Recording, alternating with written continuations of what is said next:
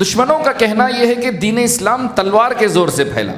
نہیں، بالکل نہیں، کیونکہ اسلام اپنی حقانیت کی وجہ سے پھیلا، اپنی روشنی کی وجہ سے پھیلا، اپنے سچے ہونے کی وجہ سے پھیلا، اپنے اسلام میں اہل اسلام کے اخلاق سے پھیلا، رسول صلی اللہ علیہ وسلم کے کردار سے پھیلا اسلام. اسی لیے اللہ نے کہا لا اکراہ فی الدین، دین میں کوئی زبردستی نہیں ہے. یا ایھا الذین آمنوا لا تبطلوا صدقاتکم بالمن والأذى كالذی ينفق مالہ رئاء الناس ولا یؤمن باللہ. اے ایمان والو، جب صدقات و خیرات کرو تو احسان اور تکلیف دے کر اپنے صدقات و خیرات کو برباد نہ کرو. اس آدمی کی طرح جو اپنے مال کو لوگوں کو دکھانے کے لیے خرچ کرتا ہے. ایسا آدمی نہ اللہ پر ایمان نہ آخرت پر ایمان رکھتا ہے.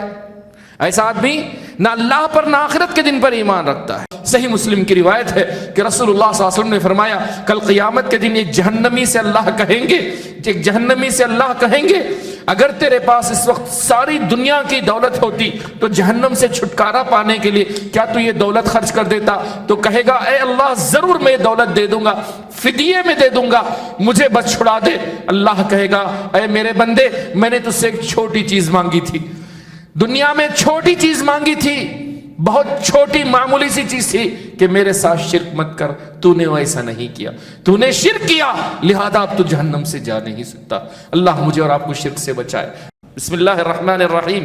الحمد للہ رب العالمین والصلاة والسلام علی المبعوث رحمة للعالمین. اللہم صل وسلم وبارک علی رسولک محمد وعلی آلہ وصحبہ اجمعین. اما بعد، میرے پیارے بھائیوں، شہر کرنول کے بزرگوں، نوجوان بچوں، پیارے بچوں، پردہ نشین خواتین، اسلامی ماں اور بہنوں، آج تیسرے پارے کی تفسیر ہے. بڑی دلچسپ ہے. کیسے؟ اللہ رب العزت نے سورۃ البقرہ کی ان آیتوں سے تیسرے پارے کی ابتدا ہوتی ہے. بسم اللہ الرحمن الرحیم. تلک الرسل فضلنا بعضهم علی بعض منہم من کلم اللہ ورفع بعضهم درجات. اللہ رب العزت نے بعض رسولوں پر فضیلت عطا کی. وہ اللہ ہے، جس کو چاہے فضیلت عطا کرے. اللہ چند مقامات کو فضیلت دیتا ہے، جیسے مکہ ہے، مدینہ ہے، بیت المقدس ہے. اللہ چند دنوں کو فضیلت دیتا ہے، جیسے لیلۃ القدر ہے، جیسے کہ عاشوراء ہے، جیسے کہ ذی الحجہ کے 10 دن ہیں. اللہ رب العزت چند بندوں کو فضیلت دیتا ہے، جیسے رسول ہیں، انبیاء ہیں. اللہ چند مقامات کو، چند اوقات کو، چند جگہوں کو وہ جس کو چاہے فضیلت دے سکتا ہے. اسی طرح اللہ نے رسولوں کو فضیلت دی ہے. وہ کون سے رسول ہیں جن کو اللہ نے فضیلت دی ہے؟ اولو العزم پیغمبر 5 ہیں. کون کون ہیں اولو العزم؟ ابراہیم علیہ السلام، محمد صلی اللہ علیہ وسلم، موسیٰ علیہ السلام، عیسیٰ علیہ السلام، نوح علیہ السلام. اللہ آپ لوگوں کے علم میں اضافہ فرمائے، عمل میں اضافہ فرمائے، آمین یا رب العالمین. میزان حسنات میں سے بنائے. یہ 5 انبیاء ہیں جن کو اللہ رب العزت نے اولو العزم پیغمبر بنایا، یعنی سارے رسولوں میں سب سے بزرگ اور سب سے افضل رسول. ان کے لیے اللہ رب العزت نے ایک آیت میں ذکر کیا ہے، شرع لکم من الدین ما وصى به نوحا والذی اوحینا الیک وما وصینا به ابراہیم وموسیٰ وعیسیٰ ان اقیموا الدین. شرع لکم من الدین ما وصى به نوح والذی اوحینا الیک یعنی محمد صلی اللہ علیہ وسلم، وما وصینا به ابراہیم یعنی ابراہیم علیہ السلام، وموسیٰ وعیسیٰ. 5 انبیاء، یہ اولو العزم پیغمبر ہیں. چلیے، کیا انبیاء پر فضیلت دی جا سکتی ہے؟ کیا نبیوں کو نبی پر فضیلت دی جا سکتی ہے؟ رسول اللہ صلی اللہ علیہ وسلم کا فرمان ہے صحیحین میں، لا تفضلونی بین الانبیاء، لا تفضلونی علی الانبیاء، لا تخیرونی بین الانبیاء. مجھے نبیوں کے درمیان برتر مت سمجھو، برتر مت دو، فضیلت مت دو، کہا رسول اللہ صلی اللہ علیہ وسلم نے. تو بعض اہل علم نے اعتراض کیا کہ انبیاء پر انبیاء کو فضیلت نہیں دینی چاہیے. کیا یہ صحیح ہے؟ تو لہذا بعض مفسرین نے، بعض اہل علم نے اس کا جواب دیا. بعض نے کہا کہ یہ رسول اللہ صلی اللہ علیہ وسلم نے جو کہا کہ مجھے انبیاء پر فضیلت نہ دو، یہ تواضع کی وجہ سے، یہ تواضع کی وجہ سے، انکساری کی وجہ سے. نمبر 2، بعض اہل علم نے کہا کہ رسول صلی اللہ علیہ وسلم نے یہ بات کب کہی؟ یہ آیتیں نازل ہونے سے پہلے کہی. یہ جواب صحیح نہیں ہے. نمبر 3، انبیاء کی بابت جدال یعنی لڑائی جھگڑا نہ ہو، اس کی وجہ سے رسول صلی اللہ علیہ وسلم نے منع کیا. 4، بعض اہل علم نے کہا کہ نہیں، عصبیت کی وجہ سے یا خواہشات نفس کی وجہ سے کسی نبی کو بڑا کسی نبی کو چھوٹا ایسا نہیں کرنا چاہیے. یہ سب باتیں اپنی جگہ پر ہیں، لیکن صحیح کیا ہے؟ صحیح کیا ہے؟ صحیح یہ ہے کہ قرآن و سنت میں کبھی کسی میں اعتراض نہیں ہے. حدیث سے قرآن کی کسی آیت کا اعتراض نہیں ہو سکتا، بلکہ سورۃ الاسراء کی آیت نمبر 55 میں اللہ نے کہا وَلَقَدْ فَضَّلْنَا بَعْضَ النَّبِيِّينَ عَلَى بَعْضٍ وَآتَيْنَا دَاوُودَ زَبُورًا. ہم نے بعض نبیوں کو بعض نبیوں پر فوقیت دی ہے، فضیلت دی ہے. قرآن میں حدیث میں کوئی اعتراض نہیں ہے. تو صحیح کیا ہے؟ راجح یہ ہے، امام شوکانی رحمہ اللہ نے ذکر کیا کہ حدیث سے ایک دوسرے پر فضیلت کا انکار لازم نہیں آتا، بلکہ اللہ نے امت محمدیہ صلی اللہ علیہ وسلم کو یہ سکھایا کہ انبیاء کی بنسبت اخلاق سیکھو، آداب سیکھو، احترام سیکھو، کہ ایک دوسرے کی گستاخی نہ کرو، ایک دوسرے کی گستاخی نہ کرو. کیونکہ تمہیں سارے انبیاء کی خصوصیتیں اور ان کے امتیازات کا علم نہیں ہے، لہذا اپنی لا علمی کی وجہ سے کسی نبی کو اوپر، کسی نبی کو فوقیت، کسی نبی کو نیچے کرنے کی ضرورت نہیں ہے. تمام اہل سنت والجماعت کا اتفاق ہے کہ انبیاء میں ایک دوسرے کو اللہ نے فضیلت دی ہے. بعض نبیوں کو بعض نبیوں پر، بعض رسولوں کو بعض رسولوں پر فوقیت دی ہے. یہ ہمارا عقیدہ ہے اور متفقہ عقیدہ ہے جو قرآن و حدیث سے ثابت ہے. اسی لیے رسول اللہ صلی اللہ علیہ وسلم کو سارے انبیاء کا سردار کہا گیا، کیونکہ آپ صلی اللہ علیہ وسلم نے بیت المقدس میں نماز پڑھائی.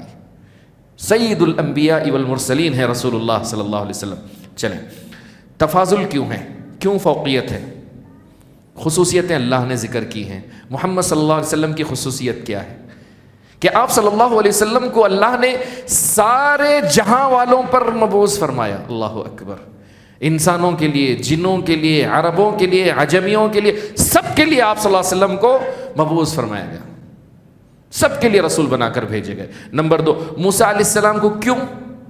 کیونکہ اللہ نے ان سے بات کی. وَكَلَّمَ اللَّهُ مُوسَىٰ تَكْلِيمًا. موسیٰ علیہ السلام سے اللہ نے گفتگو کی ہے. ابراہیم علیہ السلام کو کیوں؟ کیونکہ اللہ نے انہیں خلیل اللہ بنایا. اللہ نے انہیں خلیل اللہ بنایا.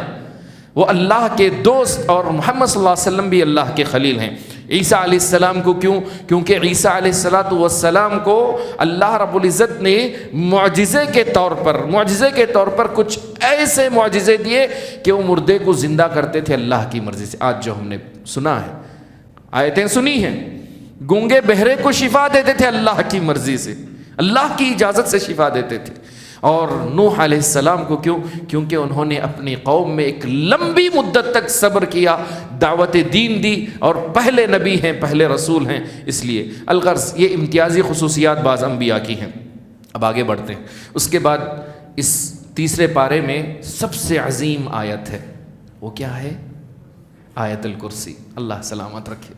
آیت الکرسی قرآن مجید کی سب سے عظیم آیت. اسے آیت الکرسی کیوں کہا گیا؟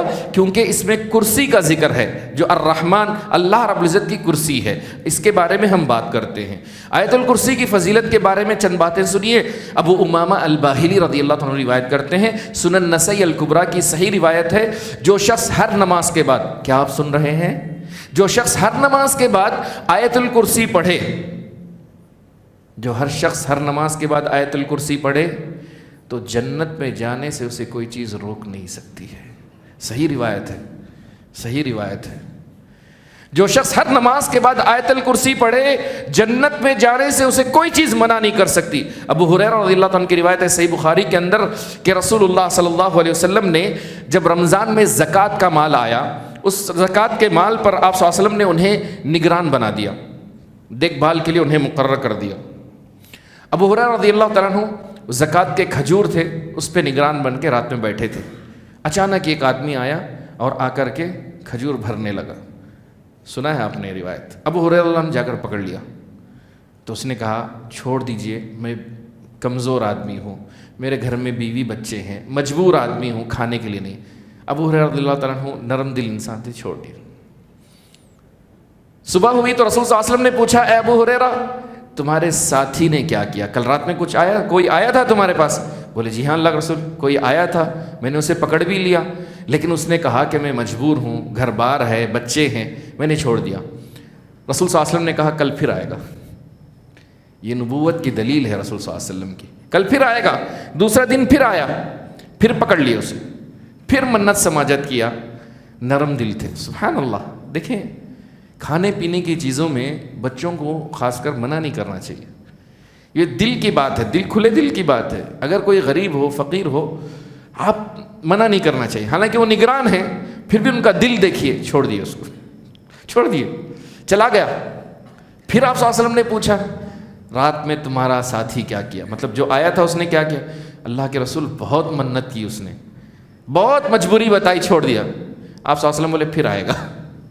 تیسرے دن پھر آیا، اب پکڑ لیے. بولے اب تجھے نہیں جانے دوں، تو جھوٹا ہے، ہر دن بولتا نہیں آؤں گا، پھر آتا ہے تو چوری کرنے. اب بولے نہیں چھوڑوں گا. لیکن شیطان بھی دیکھیں، یہ حدیث کا لفظ نہیں ہے، میں بتا رہا ہوں، شیطان بھی انسان کے پاس اسی راستے سے آتا ہے جہاں اس کی کمزوری ہے. انسان کی کمزوری کہاں ہے وہیں سے شیطان آتا ہے. ابو ہریرہ رضی اللہ تعالیٰ عنہ کی کمزوری کیا؟ طاقت ان کی ہے ایکچولی، لیکن کمزوری ان کی، وہ علم کے شیدائی تھے، علم جاننا چاہتے تھے، علم سے ان کو دلچسپی تھی. شیطان نے کہا آپ کو علم کی ایک بات بتاتا ہوں، مجھے چھوڑ دو، ایک علم کی بات بتاتا ہوں. ٹھیک ہے بتاؤ. اس نے کہا کہ اگر رات میں آیت الکرسی پڑھ لو، صبح تک اللہ کی جانب سے ایک محافظ، ایک نگران رہتا ہے جو تمہاری حفاظت کرتا ہے، شیطان سے تمہیں محفوظ رکھتا ہے. بڑی اچھی بات ہے. علم کی بات سنی، چھوڑ دیا اس کو. صبح ہوئی تو رسول اللہ صلی اللہ علیہ وسلم نے پوچھا کیا ہوا؟ میں اس کو تو پکڑ لیا تھا، لیکن اس نے ایک بات بتائی. آپ صلی اللہ علیہ وسلم نے کہا کیا بات بتائی؟ آپ صلی اللہ علیہ وسلم سے بتایا کہ اگر کوئی شخص آیت الکرسی رات میں پڑھ لے، صبح تک اللہ کی نگرانی میں رہتا ہے، اللہ کی حفاظت میں رہتا ہے، شیطان اس کے قریب بھی نہیں آتا. تو آپ صلی اللہ علیہ وسلم نے کہا صدقک وہو کذوب، سچ کہا اس نے، حالانکہ وہ ایک نمبر کا جھوٹا ہے، شیطان جھوٹا ہے، لیکن یہاں اس نے سچ کہا ہے. اللہ اکبر. تو کیا آپ اپنے بچوں کو آیت الکرسی پڑھا کے سلاتے ہیں؟ جی ہاں، روزانہ اپنے بچوں کو آیت الکرسی پڑھائیے، وہ آپ کی نہیں اپنے رب کی حفاظت میں ہوتے ہیں. اسی طرح سے تیسری روایت ہے، جلدی کرو بھائی، گھڑی بھی بڑی ہے، نظر آتی ہے بار بار. صحیح مسلم کی روایت ہے، حدیث نمبر 1340 پر 3. ابی بن کعب رضی اللہ تعالیٰ عنہ سے ایک مرتبہ آپ صلی اللہ علیہ وسلم نے پوچھا اے ابی بتاؤ کہ اللہ کے کلام میں، قرآن مجید میں سب سے عظیم آیت کون سی ہے، سب سے بڑی آیت کون سی ہے؟ تو ابی بن کعب رضی اللہ عنہ نے کہا اللہ و رسول عالم، اللہ اور اس کے رسول بہتر جانتے ہیں. پھر آپ صلی اللہ علیہ وسلم نے پوچھا اے ابی بتاؤ، اے ابا المنذر بتاؤ، اللہ کی کتاب میں سب سے عظیم آیت کون سی ہے؟ تو اب کی بار انہوں نے کہا اللہ کے رسول صلی اللہ علیہ وسلم آیت الکرسی ہے، اللہ لا الہ الا هو الحی القیوم. تو آپ صلی اللہ علیہ وسلم نے فرمایا ان کے سینے پہ ہاتھ رکھ کے لیہنک العلم یا ابا المنذر، ابو المنذر تمہیں علم نافع مبارک ہو، علم نافع مبارک ہو. آیت الکرسی قرآن مجید کی سب سے عظیم آیت ہے، سب سے مشہور آیت ہے، کیونکہ اس میں اللہ کی کرسی کا ذکر ہے. نمبر 2، قرآن مجید کی سب سے افضل آیت ہے کیونکہ اس کی فضیلتیں بہت زیادہ آئی ہیں. نمبر 3، آیت الکرسی میں اللہ رب العزت کی مکمل معرفت بیان کی گئی ہے، اس کی علو شان کو ذکر کیا گیا، اس کی قدرت کاملہ کو ذکر کیا گیا، اس کی عظمت کو نہایت ہی اچھے انداز سے پیش کیا گیا ہے. نمبر 4، اس کو پڑھنے سے انسان رات میں شیطان سے محفوظ رہتا ہے. نمبر 5، اس آیت کا پہلا جملہ اللہ لا الہ الا ہو، یہ جملہ ایک دعویٰ ہے. دعویٰ کسے بولتے ہیں؟ جب کوئی آپ دعویٰ دائر کرتے ہیں، کورٹ میں دعویٰ دائر کیا بولتے ہیں نا، اس طرح. تو اللہ کی جانب سے ایک دعویٰ ہے کہ اللہ کے سوا کوئی عبادت کے لائق نہیں، کوئی برحق معبود نہیں، یہ دعویٰ ہے. اس کا جواب اللہ نے 9 طریقے سے دیا. کتنے طریقے سے؟ 9 طریقے سے، اور اسی آیت میں دیا ہے. سنیے میرے ساتھ، گنیے. اللہ لا الہ الا ہو، یہ سوال ہے کہ اللہ کے سوا کوئی عبادت کے لائق نہیں. اب گنتے جائیے. الحی، اللہ کے سوا کوئی عبادت کے لائق نہیں کیونکہ وہی زندہ تابندہ ہے، کبھی اس کو موت نہیں آتی. اللہ اکبر. القیوم، اللہ رب العزت کی ذات بڑی قیوم ہے، صمد ہے، بے نیاز ہے. اللہ رب العزت کی ذات بڑی قیوم ہے، اس کے اندر قیومیت ہے، ہمیشگی ہے، اس کے اندر ہمیشہ سے رہنے والا ہے. جن ان سب مر جائیں گے لیکن اللہ رب العزت کی ذات کو نہ موت آئے گی نہ کچھ نہ آئے گا. الحی القیوم 2 ہو گئے. لا تأخذہ سنۃ ولا نوم، اللہ ہی کیوں برحق معبود ہے کیونکہ نہ اسے اونگ آتی ہے نہ اسے نیند آتی ہے. انسان کو نیند آتی ہے، یہ اس کی مجبوری ہے، نہ سوئے تو بیمار ہے. اونگ آتی ہے کیوں؟ کیونکہ اس کی کمزوری ہے انسان کی، لیکن اللہ بے نیاز ہے، اسے کوئی کمزوری نہیں ہے، پاک ہے ذات. لا تأخذہ سنۃ ولا نوم. نمبر 4، لہو ما فی السماوات و ما فی الارض، کیونکہ آسمان و زمین اور اس کے درمیان ساری چیزوں کا مالک ہی وہ ہے، وہ مالک ہے اس کا، تو وہی پر حق معبود ہو سکتا ہے جو سب کا مالک ہے. لہو ما فی السماوات و ما فی الارض. نمبر 5، من ذا الذی یشفع عندہ الا باذنہ، اس کے پاس اس کی مرضی کے بغیر کوئی سفارش بھی نہیں کر سکتا، سفارش بھی نہیں کر سکتا. یعلم ما بین ایدیہم وما خلفہم، وہ جانتا ہے کہ تمہارے آگے پیچھے کیا ہے، یعنی غائب کو بھی جانتا ہے، حاضر کو بھی جانتا ہے، جو تم کیا ہے وہ بھی جانتا ہے، جو تم کرنے والے وہ بھی جانتا ہے. وَلَا يُحِيطُونَ بِشَيْءٍ مِّنْ عِلْمِهِ إِلَّا بِمَا شَاءَ، مخلوقات اپنے علم کے احاطے میں اللہ کو کبھی نہیں لے سکتے. وہ قد احاط بكل شيء علما، اپنے علم سے ساری مخلوقات کو گھیرے ہوئے ہیں. وَلَا يُحِيطُونَ بِشَيْءٍ مِّنْ عِلْمِهِ إِلَّا بِمَا شَاءَ وَسِعَ كُرْسِيُّهُ السَّمَاوَاتِ وَالْأَرْضِ، اس کی کرسی آسمان و زمین کو ڈھکی ہوئی ہے، چھا گئی ہے اس کی کرسی، اتنی بڑی کرسی کا مالک ہے. کرسی کے معنی میں بتاؤں گا. وسع کرسیہ السماوات والارض ولا یؤودہ حفظہما وہو العلی العظیم، آسمان و زمین کی حفاظت اللہ کو عاجز نہیں کر سکتی. یہ چھوٹی سی چیز ہے، اس کے لیے چھوٹی سی چیز ہے. وہ علی ہے، بلند ہے وہ ذات، بڑی عظیم ہے وہ ذات. لہذا عبادت کس کی ہونی چاہیے؟ اسی کی ہونی چاہیے. اللہ لا الہ الا ہو ایک دعویٰ ہے، اس کے جواب میں 9 دلیلیں اللہ نے دیا ہے. اللہ اکبر. آیت الکرسی اگر آپ اس کے معنی باریکی سے پڑھیں، اللہ کی توحید کو پہچاننے کے لیے کافی ہے. بڑی عظیم آیت ہے. چلیں، کرسی کے معنی کیا ہے؟ کرسی کے معنی اللہ کے قدم رکھنے کی جگہ ہے. بعض اہل علم نے، مفسرین نے کہا اللہ کے قدم رکھنے کی جگہ ہے. بعض مفسرین نے کہا کہ نہیں، وہ عرش الہی ہے، لیکن اکثر مفسرین کی رائے یہ ہے کہ وہ اللہ کے قدم رکھنے کی جگہ ہے، عرش الگ چیز ہے. اب رہی بات کہ کرسی کیسی ہے، اس کی کیفیت کیا ہے، یہ ہم نہیں جانتے، کیونکہ قرآن و حدیث میں اللہ کی جہاں صفتیں آئی ہیں اس کو ماننا، من وعن تسلیم کرنا، یہ ہمارا ایمان ہے. اس کی کیفیت کے بارے میں تعویل کرنا، تحریف کرنا، یا اس کی کیفیت کے بارے میں بے جا سوالت کرنا، یہ ہمارا مذہب نہیں ہے. کیونکہ ہماری عقل اس کی تنہائی، اس کی گہرائی تک نہیں پہنچ سکتی، اس کی گہرائی تک نہیں پہنچ سکتی، کیونکہ اللہ نے ہمیں نہیں بتایا. لہذا آمنا و صدقنا کہتے ہیں. کیسے اللہ اس پر قدم رکھتے ہیں، اس کی کیفیت کیا ہے، اس کا ہمیں کوئی علم نہیں ہے.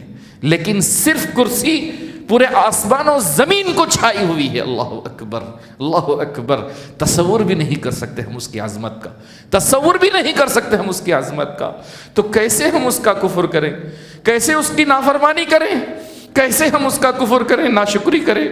عذاب دینے پر آئے، وہ بڑا قہار ہے، بڑا عزیز ذو انتقام ہے. اگر رحم کرنے پر آئے تو بڑا غفور رحیم ہے، الودود ہے، شکور حلیم ہے. وہ چاہے تو سب کے گناہ معاف کرے. اے رب ذوالجلال ہمارے ہر گناہ معاف فرما، آمین یا رب العالمین.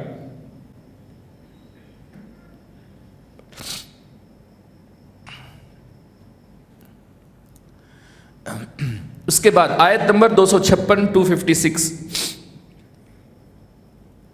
لا اکراہ فی الدین قد تبین الرشد من الغی. دین اسلام کیسے پھیلا؟ دشمنوں کا کہنا یہ ہے کہ دین اسلام تلوار کے زور سے پھیلا. نہیں، بالکل نہیں، کیونکہ اسلام اپنی حقانیت کی وجہ سے پھیلا، اپنی روشنی کی وجہ سے پھیلا، اپنے سچے ہونے کی وجہ سے پھیلا، اپنے اسلام میں اہل اسلام کے اخلاق سے پھیلا، رسول صلی اللہ علیہ وسلم کے کردار سے پھیلا اسلام۔ اسی لیے اللہ نے کہا لا اکراہ فی الدین، دین میں کوئی زبردستی نہیں ہے، کیونکہ دین واضح ہے، دین واضح ہے، روشن ہے۔ سورج کو کوئی چراغ دکھا سکتا ہے، سورج کو کوئی بتا سکتا ہے کہ بھئی سورج ابھی نہیں آیا، سورج خود آنا اس کی واضح دلیل ہے، اسلام خود اپنے لیے ایک واضح دلیل ہے۔ لہذا اسلام زبردستی سے نہیں پھیلا۔ اس کے شان نزول میں بعض اہل علم نے نقل کیا ہے کہ ہوا یہ کہ رسول اللہ صلی اللہ علیہ وسلم کے مدینہ آنے سے پہلے کچھ انصار نوجوان، کچھ لوگ یہودی اور نصرانی ہو گئے تھے، یہودی اور نصرانی ہو گئے۔ جب رسول صلی اللہ علیہ وسلم کی دعوت آئی مسلمان ہو گئے۔ اب مسلمان ہونے کے بعد انہوں نے چاہا کہ ان کے بچے جو ابھی بھی یہودی ہیں یا نصرانی ہیں وہ بھی مسلمان ہو جائیں، تو زبردستی کرنا چاہے تو رسول اللہ صلی اللہ علیہ وسلم نے کہا لا اکراہ فی الدین قد تبین الرشد من الغی، زبردستی کسی کو اسلام میں داخل نہ کرو کیونکہ اسلام بالکل واضح ہو چکا ہے۔ آئیے اس کے بعد 3 اہم ٹاپک ہیں۔ سب سے پہلے نمرود کا واقعہ ابراہیم علیہ السلام کے ساتھ، آیت نمبر 258 میں ایک مرتبہ ابراہیم علیہ السلام کا گزر نمرود کی بادشاہت سے ہوا۔ نمرود یہ کرتا تھا، لوگوں کو غلہ دیتا، غلہ دینے کے بعد کہتا مجھے سجدہ کرو، غلہ مطلب سودا، راشن دیتا، دینے کے بعد کہتا مجھے سجدہ کرو۔ تو سب سجدہ کیے لیکن ابراہیم علیہ السلام نے سجدہ نہیں کیا، تو اس کو طیش آ گیا، اس نے کہا بلاؤ اس کو، بولا کہ تمہارا رب کون ہے؟ تو ابراہیم علیہ السلام نے کہا میرا رب وہ ہے جو لوگوں کو زندہ بھی کرتا ہے مارتا بھی ہے۔ نمرود نے ایک آدمی کو بلایا قتل کر دیا، دوسرے آدمی کو بلایا چھوڑ دیا، کہا میں بھی مارتا ہوں میں بھی زندہ کرتا ہوں۔ تو ابراہیم علیہ السلام نے کہا میرا رب وہ ہے جو سورج کو مشرق سے نکالتا ہے اور مغرب میں ڈباتا ہے، تو مغرب سے نکال کے بتا، تو مغرب سے نکال کے بتا۔ سیدھی انگلی سے گھی نہیں نکلا تو ٹیڑھی انگلی سے۔ جب یہ سوال کیا وہ بھونچکا رہ گیا، مبہوت رہ گیا، فبہت الذی کفر، کافر کو کچھ نہیں سمجھ میں آیا۔ اللہ اکبر، دیکھیں اللہ رب العزت کو پہچاننے کے لیے سب پہچانتے تھے، لیکن اپنی سرکشی اور اپنی عناد اور تکبر کی وجہ سے انہوں نے جھٹلایا۔ دوسرا واقعہ عزیر علیہ السلام کے بارے میں آتا ہے آیت نمبر 259 میں، او کالذی مر علی قریۃ وہی خاویہ۔ یہ غور سے سنیے گا، یہ 2 واقعات، کیونکہ اس میں اللہ رب العزت نے ہمیں مارنے کے بعد کیسے دوبارہ اللہ زندہ کرے گا یہ بتایا ہے۔ ہم مر جائیں گے، سڑگل جائیں گے، مٹی میں مل جائیں گے، ہم کچھ باقی نہیں رہے گا، پھر بھی اللہ ہمیں اٹھائے گا۔ کیسے؟ اس کی 1-2 مثالیں اللہ نے دی۔ یا مثال اس کی جو کسی قریے سے گزرے، اکثر مفسرین نے کہا یہ عزیر علیہ السلام ہے۔ عزیر علیہ السلام ایک بستی سے گزرے، وہ پوری کھنڈر ہو گئی تھی، یعنی بیٹھ گئی تھی بستی، کچھ نہیں تھا باقی تھا اس میں، پرانے گھر جیسے ہوتے ہیں جو بیٹھ گئے ہیں پورے۔ اسے دیکھ کر کہا کہ کیا اللہ اس کو دوبارہ آباد کرے گا، دوبارہ زندہ کرے گا؟ تو اللہ رب العزت نے اس بندے کو یہ بتانا چاہا کہ اللہ کیسے دوبارہ زندہ کرتا۔ اللہ نے کیا 100 سال سلا دیا انہیں۔ کتنے سال؟ 100 سال۔ اللہ اکبر۔ قال انا یحیی هذه الله بعد موتها فاماته الله 100 عام، 100 عام، 100 سال سلا دیا، ثم بعث، پھر اللہ اٹھایا، پھر اللہ اٹھایا۔ میں قصے کہانیاں نہیں بول رہا ہوں، قرآن مجید کی بات کر رہا ہوں میں۔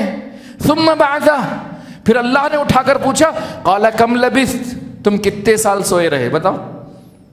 قال لبثت یوما او بعض یوم، میں تو ایک دن یا دن کا کچھ حصہ سویا میں۔ لبثت یوما او بعض یوم، کیونکہ جب وہ سوئے تھے تو سورج نکل چکا تھا، جب وہ اٹھے تو سورج ابھی غروب ہونے والا تھا، تو انہوں نے کہا دن میں کچھ حصہ سویا۔ اللہ نے کہا قال بل لبثت 100 عام، 100 سال اللہ نے سلا کے رکھا۔ پھر کہا اللہ نے اتنا کافی نہیں، تمہارا کھانا دیکھو، کھانا دیکھو ابھی تک سڑا نہیں ہے، خراب نہیں ہوا کھانا، ہم فریج میں رکھ کے سڑا دیتے ہیں کھانا، اگر اللہ چاہے تو کچھ بھی خراب نہیں ہو سکتا۔ جی ہاں، اللہ نے کہا کھانا دیکھو تمہارا سڑا نہیں ہے۔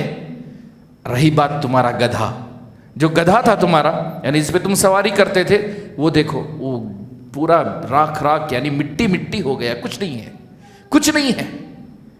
تعجب میں پڑ گئے۔ پھر اللہ نے کہا اب دیکھو یہ تمہارا گدھا ہے، ہڈیاں پوری بوسیدہ ہو گئی ہیں۔ اللہ پہلے ہڈی، پھر اس پہ گوشت، پھر اسے اٹھا کر کھڑا کر دیا اللہ نے۔ اللہ اکبر. یا اللہ تو ہر بات پر قادر ہے، ہم تجھ پر ایمان لاتے ہیں. تو اللہ نے کہا اسی طرح ہم مردوں کو دوبارہ زندہ کریں گے. اللہ قادر ہے. پھر عزیر علیہ السلام کے بارے میں آتا ہے کہ جب وہ اپنے گھر گئے وہاں دیکھا ان کے بچے بوڑھے ہو چکے تھے، لیکن عزیر علیہ السلام ابھی جوان تھے.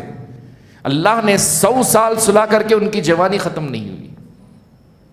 اپنے گھر پہنچے تو ان کے بچے بوڑھے ہو گئے اور ان کے پوتے بھی بوڑھاپے کو آ گئے تھے، لیکن ان کو کچھ نہیں ہوا. سبحان اللہ.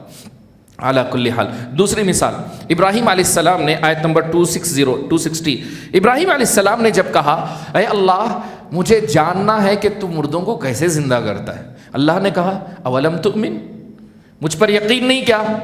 قال بلا، کیوں نہیں ہے اللہ؟ ولکن لیطمئن قلبی، بس دل کے اطمینان کے لیے. اللہ نے کہا ٹھیک ہے 4 پرندے لے لو، ذبح کر دو، انہیں پہاڑ پر لے جاؤ، پہاڑ پر الگ الگ پہاڑوں پر اونچائی پہ رکھ دو، پھر نیچے آؤ اور ان کو بلاؤ. مثال کے طور پر 4 پرندوں کے نام بھی بعض مفسرین نے ذکر کیے ہیں. مثال کے طور پر کبوتر، طوطا، ایسے بلاؤ، ان کے نام سے بلاؤ. وہ 4 پرندے اڑ کر آ گئے، پہاڑوں پر رکھے ہوئے ہیں، ذبح کر کے رکھ دیے گئے ہیں، وہاں سے اٹھ کر چلے آئے. پھر اللہ نے کہا اسی طرح اللہ دوبارہ زندہ کرے گا. اللہ اکبر، اللہ اکبر، اللہ اکبر. اے اللہ جب تو ہمیں زندہ فرما تو ایمان کی حالت میں اٹھا، نبیین، صدیقین، شہداء اور صالحین کی طرح اترا. اس کے بعد اللہ رب العزت نے صدقات و خیرات کی طرف ابھارا ہے. ان آیتوں میں اللہ نے صدقات و خیرات کی طرف ابھارا ہے. صدقات کی طرف ابھارا، مثالیں بہت دیں، اور یہ بھی بتایا کہ جب صدقات و خیرات کرو تو دکھاوا مت کرو، کیونکہ وہ آدمی جو صدقہ کر کے دکھاوا کرتا ہے یا احسان جتاتا ہے یا تکلیف دیتا ہے، وہ اپنے صدقے کو برباد کر دیتا ہے. یا ایھا الذین آمنوا لا تبطلوا صدقاتکم بالمن والأذى کالذی ينفق مالہ رئاء الناس ولا یؤمن باللہ. اے ایمان والو جب صدقات و خیرات کرو تو احسان اور تکلیف دے کر اپنے صدقات و خیرات کو برباد نہ کرو. اس آدمی کی طرح جو اپنے مال کو لوگوں کو دکھانے کے لیے خرچ کرتا ہے، ایسا آدمی نہ اللہ پر ایمان نہ آخرت پر ایمان رکھتا ہے.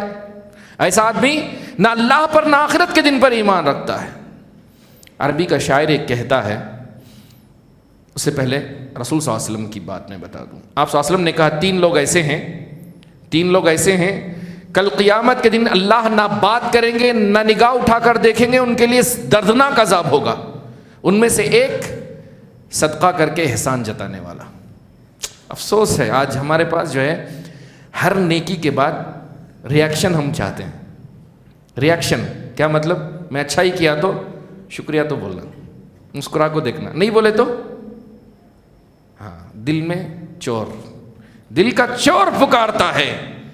مسجد کے لیے کچھ بھی کیے، مسجد کے ذمہ دار شکریہ بولنا، لسٹ میں نام لکھنا، رسید پھاڑ کو دینا. واللہ افسوس ہے. ہم وہ زکوٰۃ جسے ہم کہتے ہیں جو فرض ہے ہمارے اوپر، وہ کرے تو بھی ہمیں احسان چاہیے، کم از کم شکریہ کا لفظ ہمیں چاہیے. ہم اگر اپنی بہن کو بھی دیتے ہیں نا، اپنی بہن کو، بیوہ اگر بہن ہے اسے دیتے ہیں، تب بھی ہم چاہتے ہیں کہ وہ شکریہ بولے. خون ہمارا پتلا ہو گیا ہے، نکما ہو گیا ہمارا خون.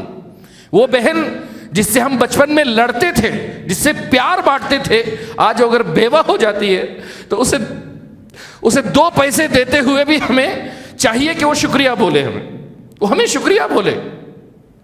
اللہ المستعان. بے شرمی ہے.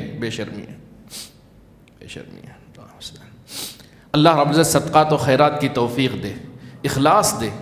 اچھائی کرو، کہتے تھے نا نیکی کر دریا میں ڈال، بھول جاؤ نیکی کر کے. یہی نیکی کل قیامت کے دن کام آئے گی. سوچو کیا آپ نے زندگی میں کبھی ایسی نیکی کی ہے جو صرف اللہ کی ذات کو راضی کرنے کے لیے کیا ہو؟ کسی کو نہیں پتا اس کا، نہ بیوی کو، نہ ماں باپ کو، نہ بھائی بہنوں کو، نہ بچوں کو، کسی کو نہیں پتا. کوشش کرو کہ دن میں ایسی کوئی ایک نیکی کرو. اللہ آپ سب سے راضی ہو، آمین یا رب العالمین۔ اس کے بعد دو مثالیں اللہ نے دی ہیں، بڑی پیاری مثالیں۔ وہ آدمی جو اللہ کی رضامندی کے لیے خرچ کرتا ہے، تھوڑا پازیٹیو بات کرتا ہوں، وہ آدمی جو اللہ کی رضامندی کے لیے خرچ کرتا ہے، اس کی مثال کیسی ہے؟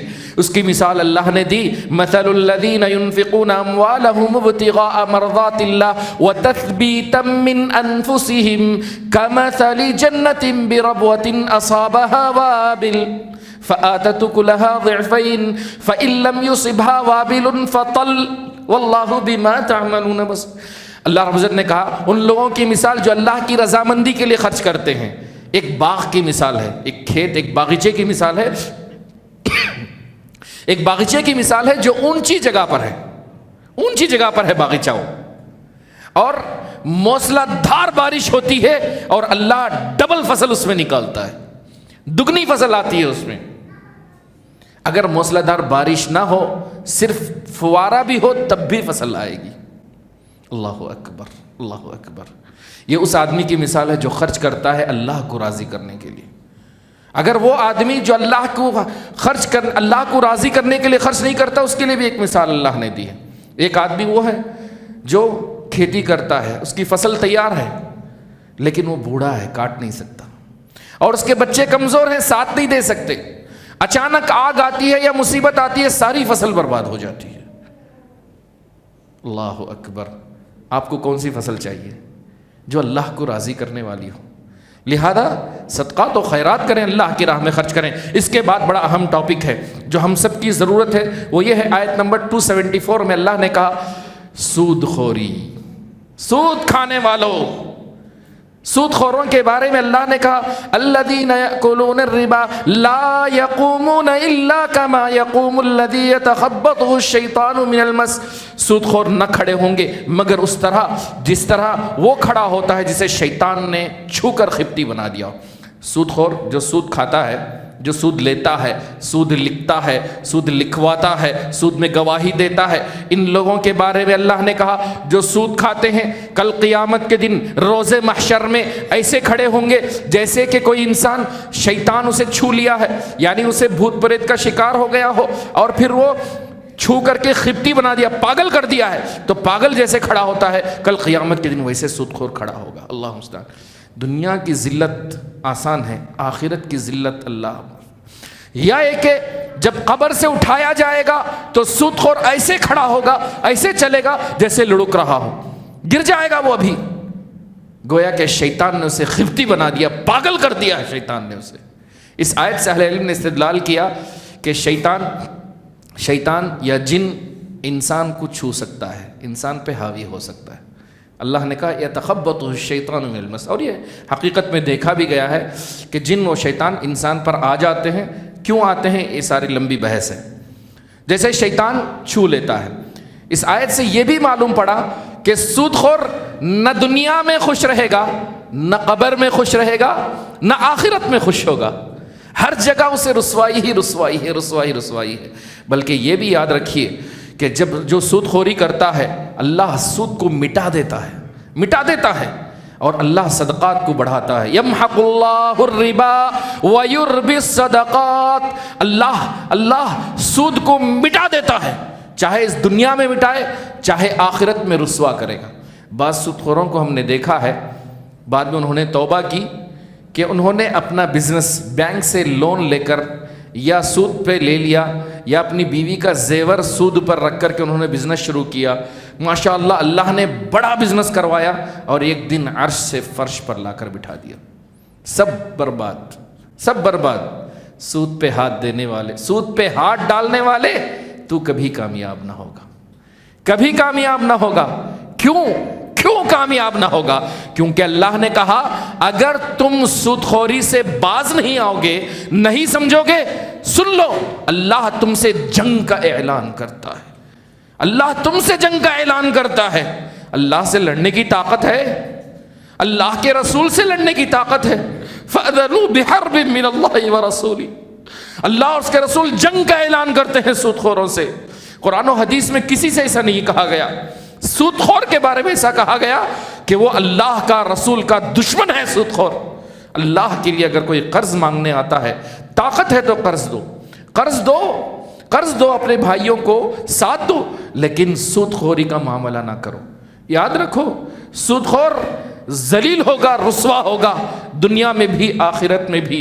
اور بعض مرتبہ یہ بھی دیکھا گیا ہے کہ سود خوری کی وجہ سے کئی لوگوں نے جنازہ دیکھ کر چھوڑ کر نکل گئے کہ اس کی جنازے کی نماز ہم نہیں پڑھیں گے، یہ سود خوری کرتا تھا۔ اللہ المستعان۔ آئیے اس کے بعد آیت نمبر 281 میں اللہ نے فرمایا وَاتَّقُوا يَوْمًا تُرْجَعُونَ فِيهِ إِلَى اللَّهِ، اس دن سے ڈرو جس دن اللہ کی طرف تمہیں لوٹ کر جانا ہے۔ اللہ اکبر، قیامت کے دن سے ڈرو۔ یہ آیت کے بارے میں مشہور ابن کثیر رحمہ اللہ نے اپنی تفسیر میں نقل کیا ہے، سب سے آخری آیت قرآن مجید کی جو نازل ہوئی وہ یہ آیت ہے، کیونکہ اس میں اشارہ تھا کہ اب رسول صلی اللہ علیہ وسلم اس دنیا سے رخصت ہو جائیں گے، اور اس آیت کے چند دن بعد رسول اللہ صلی اللہ علیہ وسلم اس دنیا سے رخصت ہو گئے۔ وَاتَّقُوا يَوْمًا تُرْجَعُونَ فِيهِ إِلَى اللَّهِ، ڈرو اس دن سے جس دن تم اللہ کے سامنے کھڑے کیے جاؤ گے، سوال کیا جائے گا، اللہ تم سے پوچھے گا کہ تم نے صدقات کیے، خیرات کیے، کیا تم نے سود خوری کی، ہر چیز کا حساب دینا پڑے گا۔ اللہم حاسبنا حسابا یسیرا۔ اس کے بعد اللہ رب العزت نے اگر سود سے منع کیا، خرچ کرنے کے لیے کہا، تو ایسے معاشرے میں، سوسائٹی میں قرض کی ضرورت پیش آتی ہے، قرض لینا پڑتا ہے۔ اب سوال کریں گے لوگ کہ بھائی سود پہ نہیں لینا تو قرض لیں، کہاں سے لیں، کیسے لیں؟ تو اللہ نے قرض کے بارے میں ضروری انسٹرکشنز دیے ہیں۔ میں اس کو پوائنٹس کی شکل میں کچھ باتیں بول دیتا ہوں۔ سب سے پہلا، قرض کے ذریعے لین دین جائز ہے، یعنی قرض لینا دینا جائز ہے بغیر سود کے۔ نمبر 2، قرضوں کے تمام لین دین میں مدت ضروری ہے، یعنی یہ بتانا کہ میں قرض لے رہا ہوں آپ سے 2 مہینے بعد، 1.5 مہینے بعد، 3 مہینے بعد میں لوٹا دوں گا، مدت ضروری ہے۔ نمبر 3، اللہ نے قرض کا معاملہ لکھنے کی ہدایت کی ہے، لکھ لو، بھول جاتا ہے انسان تو لکھ لینا چاہیے۔ نمبر 4، لکھنے والا جو رائٹر ہو وہ عادل ہو، انصاف پسند ہو، کسی قرابت یا دشمنی کی وجہ سے لکھنے میں گڑبڑ نہ کرے، لکھنے والا گڑبڑ نہ کرے۔ نمبر 5، جب کوئی کاتب یعنی رائٹر لکھ دیتا ہے تو دونوں پڑھیں، قرض لینے والا بھی، قرض دینے والا بھی۔ اگر دونوں مان لیں تو یہ قرض لینے والے کی طرف سے اعتراف ہوتا ہے کہ یہ ساری باتیں میں اگری کر رہا ہوں، یہ اعتراف ہوتا ہے۔ نمبر 6، خرید و فروخت میں یا قرض داری میں گواہ مقرر کرنا چاہیے، جیسے ہم شادیوں میں گواہ رکھتے ہیں، اسی طرح خرید و فروخت میں قرض داری میں گواہ رکھنا چاہیے۔ گواہ کون ہوں گے؟ 2 عادل نیک مرد ہوں گے، یا ایک نیک مرد اور 2 نیک عورتیں ہوں گی، 2 مرد ہوں گے یا پھر 1 مرد اور 2 عورتیں ہوں گی جو گواہی دیں گی۔ گواہی یقینی بات پر ہونی چاہیے، شک والی بات پر نہیں ہونی چاہیے۔ اور میں نے کہا گواہ 2 عادل انسان ہونے چاہیے، انصاف پسند، دیندار ہونے چاہیے۔ جب گواہی کی ضرورت پیش آئے تب گواہی دو۔ بعض لوگوں کو خواہ زبردستی گواہی دینے کی خواہش ہوتی ہے، ایسا نہیں کرنا چاہیے۔ گواہی جب طلب کی جائے تب دی جائے۔ اور اسی طرح سے کاتب اور شاہد، لکھنے والا اور گواہی دینے والا، سامنے والے کو نقصان نہ پہنچائے۔ یہ کچھ باتیں تھیں۔ آخری میں خواتین میں سورہ بقرہ کی آخری کی 2 آیتیں سب سے عظیم آیتیں ہیں، اللہ نے اپنے خزانے سے نازل فرمائی، رسول صلی اللہ علیہ وسلم کے علاوہ کسی کو نہیں عطا کی گئیں۔ آمن الرسول بما انزل الیہ سے لے کر آخر تک یہ آیتیں جب پڑھو تو دل کانپنے لگتا ہے۔ اللہ نے یہ بتایا ہے، رسول صلی اللہ علیہ وسلم کی حدیث میں آتا ہے کہ سنن نسائی کی روایت میں، اگر کوئی انسان ان الفاظ سے دعا مانگتا ہے تو اللہ قبول کر لیتا ہے، تو لہذا ان الفاظ سے دعا کرنی چاہیے۔ اور جو انسان رات کے وقت میں سورہ بقرہ کی یہ 2 آیتیں پڑھ لے وہ اللہ کی حفاظت میں ہوتا ہے۔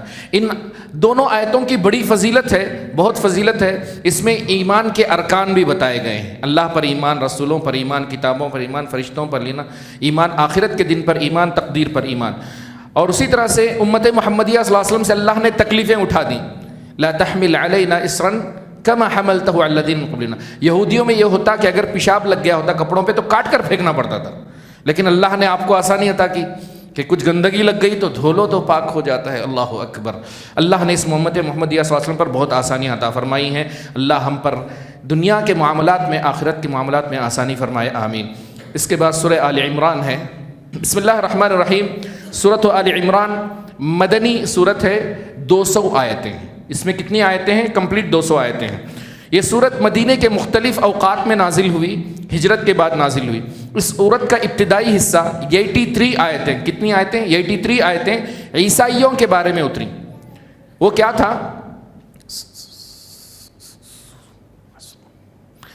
تھا؟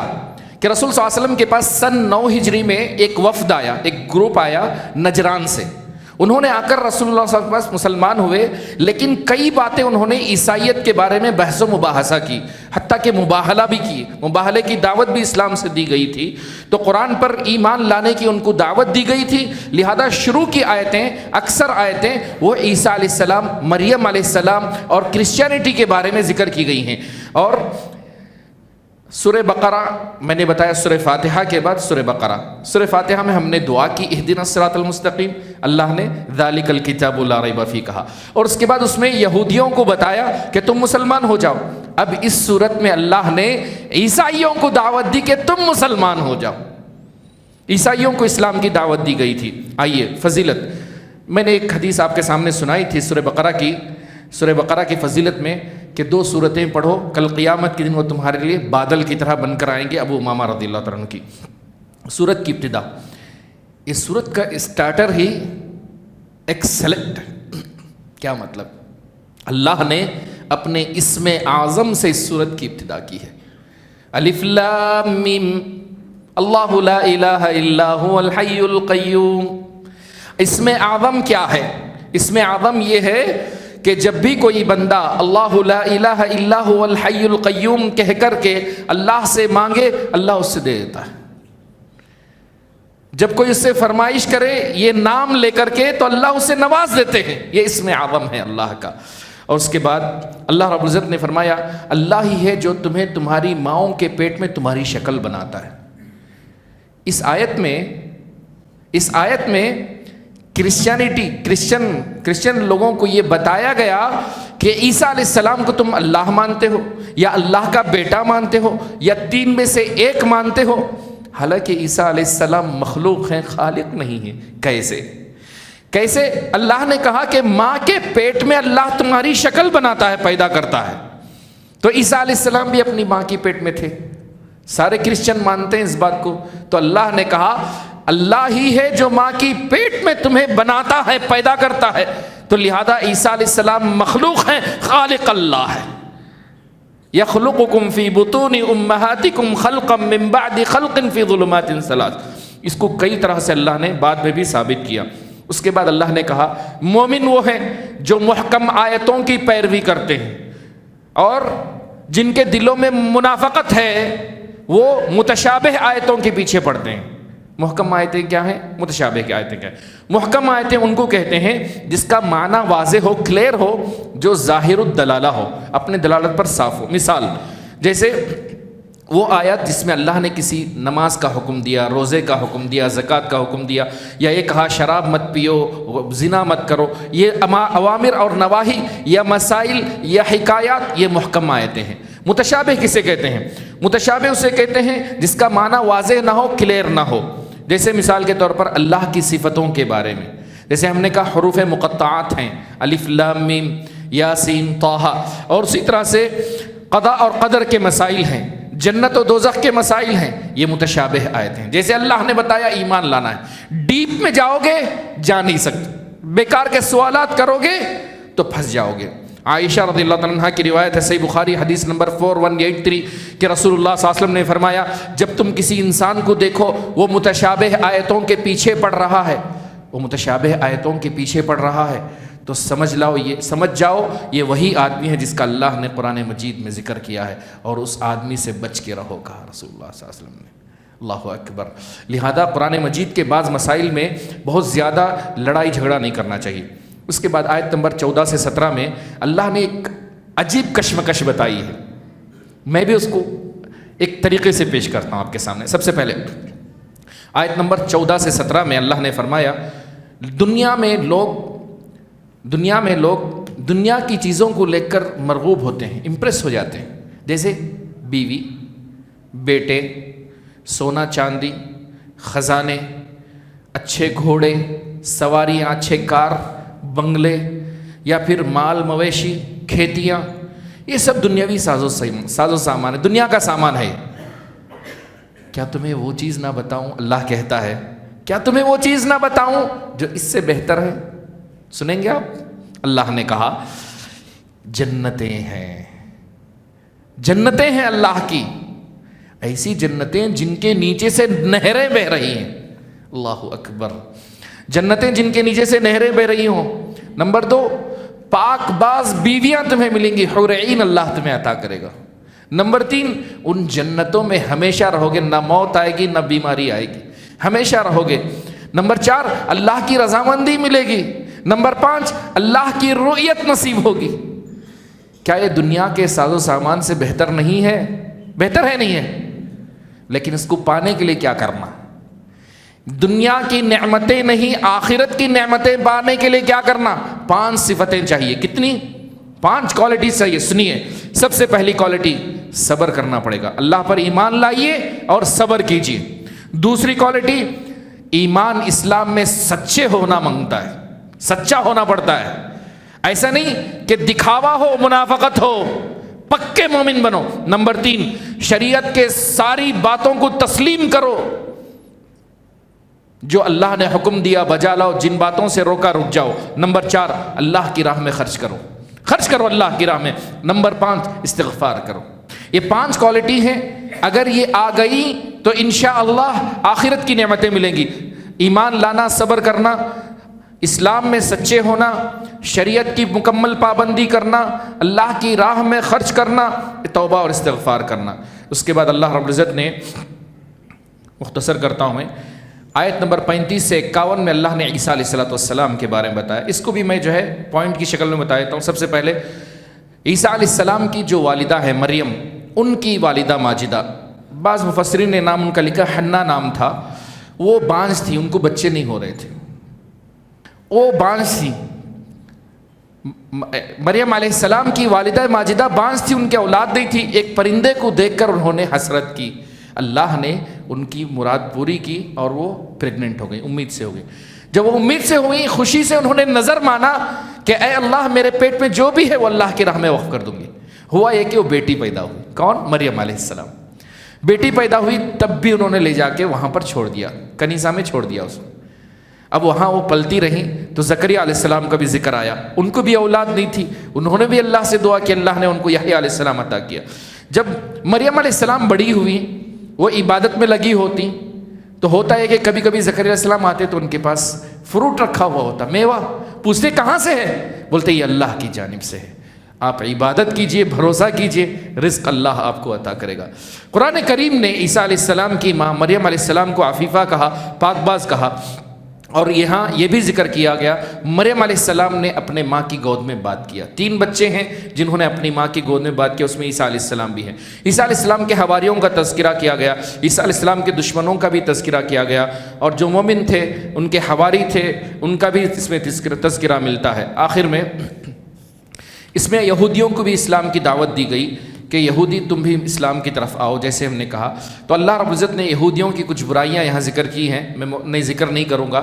ان میں سے ایک یہ ہے کہ تورات پڑھ کر لوگوں کو گمراہ کرتے تھے، خیانت کرتے تھے، حق و باطل کو ملا دیتے تھے، اور جو ہے امانت رکھی جاتی تو خیانت کر دیتے، اور اپنی قسموں کو سستے داموں بیچ دیتے، تورات پڑھ کر لوگوں کو گمراہ کرتے تھے۔ اللہ نے کئی ان کی برائیاں ذکر کی، جن میں سے 12 برائیاں میں لکھ کر لے کر آیا تھا۔ آخری میں سب سے آخری مطلب لاسٹ اللہ رب العزت نے کہا دین اسلام سب سے بہترین دین ہے، کیونکہ یہودی جھگڑا کرتے تھے کہ ابراہیم علیہ السلام یہودی تھے یا نصارہ تھے۔ ان کا سوال تھا کہ ابراہیم علیہ السلام یہودی تھے یا کرسچن تھے۔ اللہ نے کہا اتنی عقل نہیں تم کو، اللہ نے کہا اتنی عقل نہیں ہے۔ ابراہیم علیہ السلام جانے کے بعد تورات آئی، ابراہیم علیہ السلام جانے کے بعد انجیل آئی، انہوں پہلے چلے گئے، ان کو کہاں گھسیٹ کے تم لا رہے ہو؟ اللہ نے کہا بلکہ وہ حنیف تھے، مسلم تھے، موحد تھے، مشرک کبھی نہیں تھے، کہا اللہ نے وہ کبھی مشرک نہیں تھے۔ فیصلہ کر دیا اللہ رب العزت نے، کہا دین اسلام کو چھوڑ کر اگر کوئی انسان دوسرا دین ڈھونڈے وہ کبھی کامیاب نہیں ہوگا۔ اس کی مثال میں دیتا ہوں، میاں بیوی کے جھگڑے ہوتے ہیں، مسجدوں میں لائے جاتے ہیں، اگر مولوی صاحب فیصلہ کریں تو بولتے ہیں کہ نہیں ہم کورٹ کو جائیں گے۔ جو انسان اللہ اور اس کے رسول کے فیصلوں کو چھوڑ کر غیروں کے فیصلوں کو مانے گا، دین اسلام کے فیصلے کو چھوڑ کر غیر اسلام کے فیصلوں کو مانے گا، ایسا شخص مسلمان نہیں ہو سکتا، مسلمان نہیں ہو سکتا۔ جو دین اسلام کو چھوڑ کر کوئی اور مذہب اختیار کرے، اللہ کے نزدیک سب سے پسندیدہ دین اسلام ہے۔ اور آخر میں اللہ نے کہا کہ نیک کام کرو، نیک کام جو آخرت میں کام آئیں گے وہ تقویٰ ہے۔ نہ مال کام آئے گا، نہ دولت کام آئے گی، نہ قرابت کام آئے گی، نہ شفاعت کام آئے گی، بلکہ انسان اگر کفر کرے کل قیامت کے دن چاہے گا ساری دنیا لٹا دے اور جہنم سے چلا جائے، جہنم سے چھٹکارا مل جائے، لیکن ایسا نہیں ہوگا۔ صحیح مسلم کی روایت ہے کہ رسول اللہ صلی اللہ علیہ وسلم نے فرمایا کل قیامت کے دن ایک جہنمی سے اللہ کہیں گے، ایک جہنمی سے اللہ کہیں گے اگر تیرے پاس اس وقت ساری دنیا کی دولت ہوتی تو جہنم سے چھٹکارا پانے کے لیے کیا تو یہ دولت خرچ کر دیتا؟ تو کہے گا اے اللہ ضرور میں دولت دے دوں گا، فدیے میں دے دوں گا، مجھے بس چھڑا دے۔ اللہ کہے گا اے میرے بندے میں نے تجھ سے ایک چھوٹی چیز مانگی تھی، دنیا میں چھوٹی چیز مانگی تھی، بہت چھوٹی معمولی سی چیز تھی کہ میرے ساتھ شرک مت کر، تو نے ایسا نہیں کیا، تو نے شرک کیا لہذا اب تو جہنم سے جا نہیں سکتا۔ اللہ مجھے اور آپ کو شرک سے بچائے، دوزخ سے بچائے، اللہ قبر کے عذاب سے بچائے، آخرت کے عذاب سے بچائے۔ تو آج کا خلاصہ یہ ہے کہ انبیاء کے درمیان مفاضلہ، ایک دوسرے کو فوقیت ہے۔ نمبر 2، آیت الکرسی کی اہمیت ہے، پڑھیے، یاد کیجئے، بچوں کو سنائیے۔ نمبر 3، اللہ کی شان کیسے مردوں کو زندہ کر کے اٹھاتا ہے، مرے ہوئے لوگوں کو کیسے اللہ اٹھاتا ہے، اللہ کی راہ میں خرچ کرنے کی فضیلت کیا ہے، ریاکاروں کے بارے میں انجام کیسا ہے، دکھاوے کے لیے مت خرچ کیجیے۔ سود خوروں کی مذمت ہمارے سامنے آئی، اللہ سود کو مٹا کر کے دم لیتا ہے۔ اور قرض لینے کے اصول و ضوابط اللہ نے انسٹرکشنز بتائے ہیں۔ سورہ بقرہ کی آخری کی 2 آیتیں اللہ کے خزانوں میں سے ایک خزانہ ہے، پڑھیے، یاد کیجیے، اس سے جو ہے اللہ اپنی حفاظت میں رکھے گا۔ عیسیٰ علیہ السلام اللہ کے بندے اور اس کے مخلوق ہیں، اللہ رب العزت نے ان کے بارے میں اور ان کی والدہ کے بارے میں بہت ساری باتیں بتائیں، یہودیوں کی کچھ صفتیں بتائیں۔ اس صورت میں خاص کر ایک اور پیغام ہے، وہ یہ ہے کہ اللہ نے کہا کہ اگر تمہیں رسول صلی اللہ علیہ وسلم سے محبت ہے، اللہ سے محبت ہے تو رسول صلی اللہ علیہ وسلم کی پیروی کرو۔ قل ان کنتم تحبون اللہ فاتبعونی۔ ایک جملہ میں کہنا چاہتا ہوں، کمال یہ نہیں کہ تم لوگوں کو چاہو، کمال یہ ہے کہ لوگ تمہیں چاہیں۔ دوبارہ بولتا ہوں، کمال یہ نہیں کہ تم لوگوں سے پیار کرو، کمال یہ ہے کہ لوگ تم کو چاہیں، یہ کمال ہے۔ اسی لیے اللہ نے کہا قل ان کنتم تحبون اللہ فاتبعونی یحببکم اللہ۔ کمال یہ ہوگا کہ اللہ تمہیں چاہے، اللہ تمہیں چاہے۔ جب اللہ چاہتا ہے، جبرائیل سے کہتا ہے کہ جاؤ اعلان کر دو فلاں بندے کو اللہ چاہنے لگا ہے، اور تم بھی اس کو چاہو، ساری دنیا تمہیں چاہنے لگے گی، ساری دنیا تمہیں چاہنے لگے گی۔ بس شرط یہ ہے کہ اللہ کے رسول سے محبت کرو اور ان کی پیروی کرو، پیروی کرو رسول اللہ صلی اللہ علیہ وسلم کی۔ اللہ رب العزت مجھے اور آپ کو رسول صلی اللہ علیہ وسلم سے محبت کرنے والا بنائے۔ الغرض، دین اسلام سب سے بہتر دین ہے، اسے چھوڑ کر مت جائیں، اس سے سمجھوتا نہ کریں۔ اللہ رب العزت میری اور آپ کی دنیا اور آخرت سنوارے، ہمیں نیک بنائے، صالح بنائے، ہمارے اعمال میں ہمیں خالص بنائے، آمین۔ وآخر دعوانا الحمد للہ رب العالمین۔ جزاکم اللہ خیرا، والسلام علیکم ورحمۃ اللہ۔